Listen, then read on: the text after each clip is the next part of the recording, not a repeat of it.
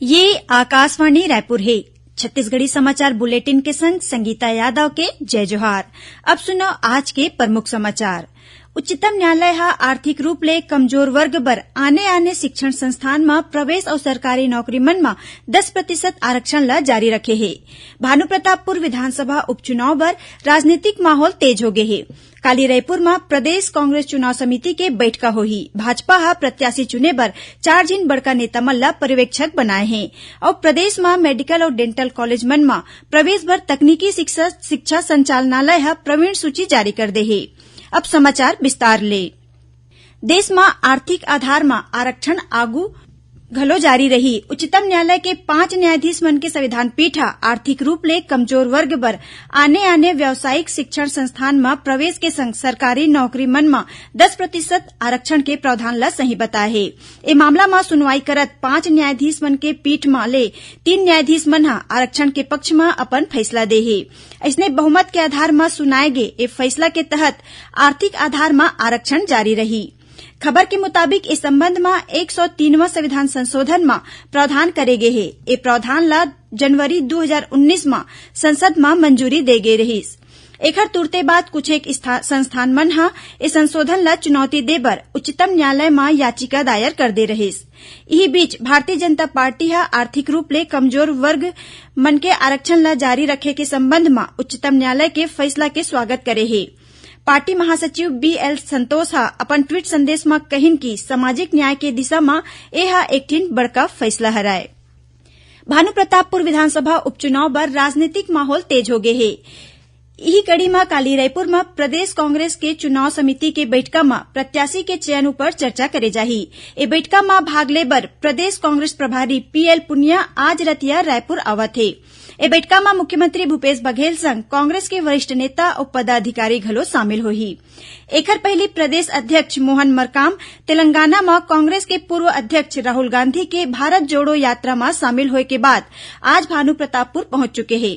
ओमन यहाँ पार्टी के स्थानीय नेता और पदाधिकारी मन के संग बैठका लेके प्रत्याशी चयन के संभावना के ऊपर चर्चा करेन।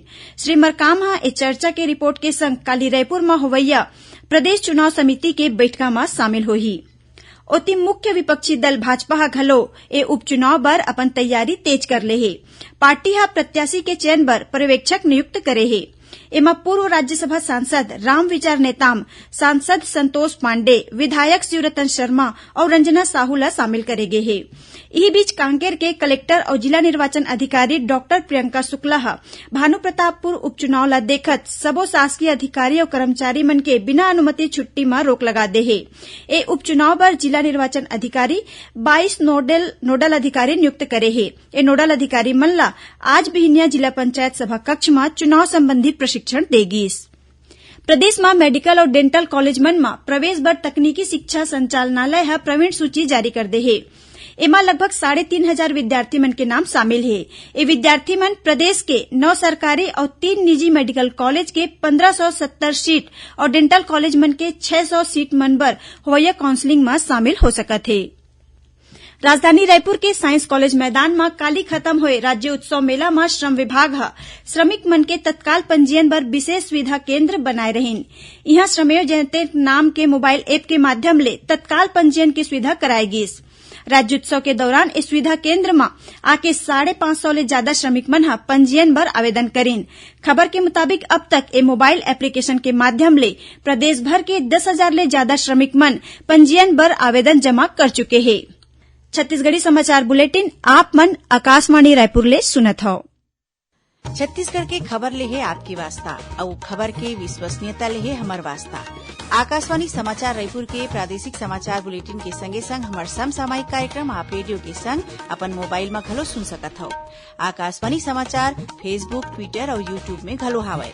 हमार फेसबुक पेज हरे Chhattisgarh news on AIR, Twitter handle CGAIR news और हमार यूट्यूब चैनल हरे छत्तीसगढ़ AIR न्यूज। तो अब रेडियो के संगे संग आपके मोबाइल के माध्यम ले हम आप तक पहुंचत हन। छत्तीसगढ़ के हर खबर पर सुनत रहो आकाशवाणी समाचार। अब आगू बढ़बो बाचे समाचार कोती। छत्तीसगढ़ सशस्त्र बल के 38वां सत्र के दौरान दीक्षांत परेड समारोह आज जगदलपुर के लाल बाग स्थित पुलिस प्रशिक्षण शाला में संपन्न होइस। एमा 40 नौ आरक्षक शामिल होइन।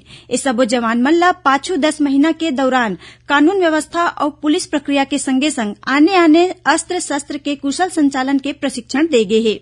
ए मौका में बस्तर रेंज के पुलिस महानिरीक्षक सुंदर राज पीह 9 आरक्षक मन ला देश और समाज के प्रति समर्पित होके निष्ठापूर्वक सेवा देके शपथ दिलाइन। ओमन प्रशिक्षण के दौरान अच्छा प्रदर्शन करैया 9 आरक्षक मन ला पुरस्कार घलो दिन। दुर्ग जिला ओलंपिक संघ के खेल महोत्सव आज ले इस्पात नगरी भिलाई में शुरू हो गए हे।